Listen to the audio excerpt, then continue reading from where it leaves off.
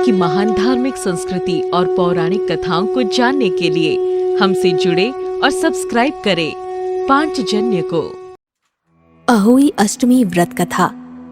एक नगर में एक साहूकार रहा करता था। उसके 7 लड़के थे, 7 बहुएं तथा एक पुत्री थी। दीपावली से पहले कार्तिक बदी अष्टमी को 7 बहुएं अपनी इकलौती नंद के साथ जंगल में मिट्टी लेने गईं। जहां से वे मिट्टी खोद रही थी, वहीं पर स्याऊ सेहे की मांद थी। मिट्टी खोदते समय ननद के हाथ सेही का बच्चा मर गया। स्याऊ माता बोली कि अब मैं तेरी कोख बांधूंगी। तब ननद अपनी 7 भाभियों से बोली कि तुम में से कोई मेरे बदले अपनी कोख बंधा लो।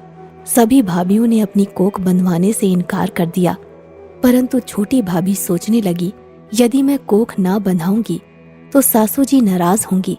ऐसा विचार करके ननद के बदले छोटी भाभी ने अपने को बंधा लिया। उसके बाद से उन्हें जब भी कोई बच्चा होता, वो 7 दिन बाद मर जाता।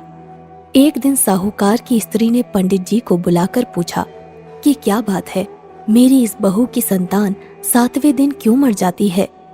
तब पंडित जी ने बहू से कहा कि तुम काली गाय की पूजा करो।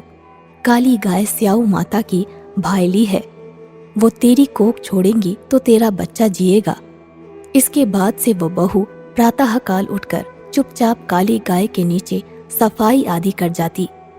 एक दिन गौ माता बोली कि आजकल कौन मेरी सेवा कर रहा है, उसे तो मैं आज जरूर देखूंगी।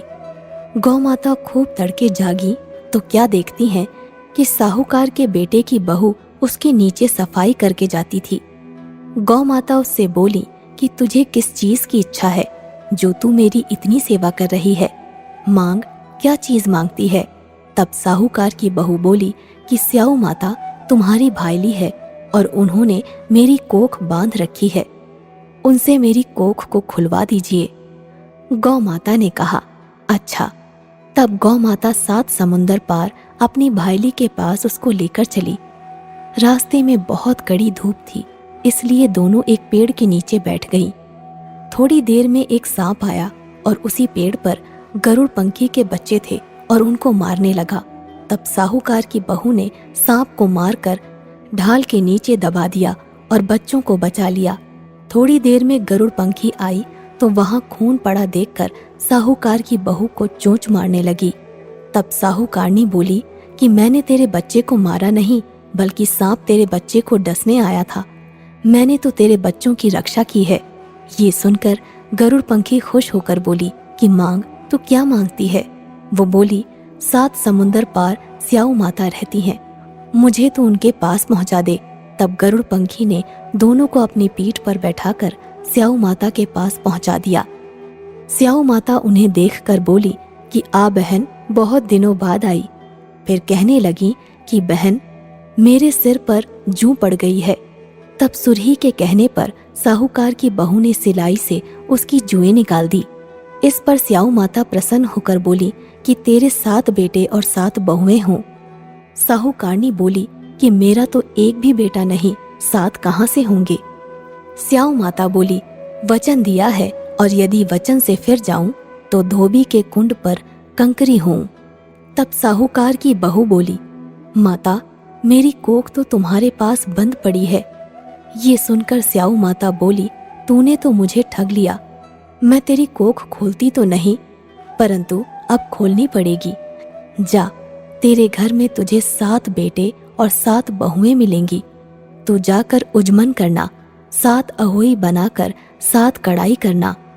वो घर लौट कर आई तो उसने देखा कि उसके घर में 7 बेटे और 7 बहुएं बैठी थी।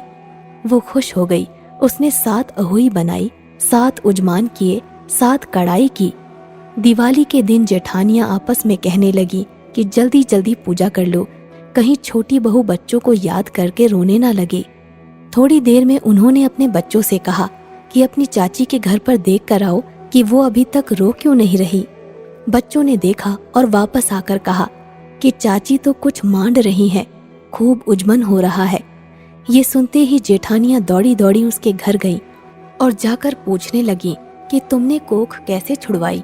वो बोली कि तुमने तो कोख बंधाई नहीं, पर मैंने बांध ली। अब स्याऊ माता ने कृपा करके मेरी कोख को खोल दिया है। अहोई का अर्थ एक ये भी होता है अनहोनी को होनी बनाना, जैसे साहूकार की छोटी बहू ने कर दिखाया था। जिस तरह अहोई माता ने उस साहूकार की बहू की कोख को खोल दिया, उसी प्रकार से इस व्रत को करने वाली सभी नारियों की अभिलाषा पूर्ण करे। जय अहोई अष्टमी माता की। आपको ये वीडियो कैसा लगा हमें कमेंट करके जरूर बताएं। अगर आपको अच्छा लगा तो इसे अपने प्रियजनों के साथ अवश्य शेयर और लाइक करें।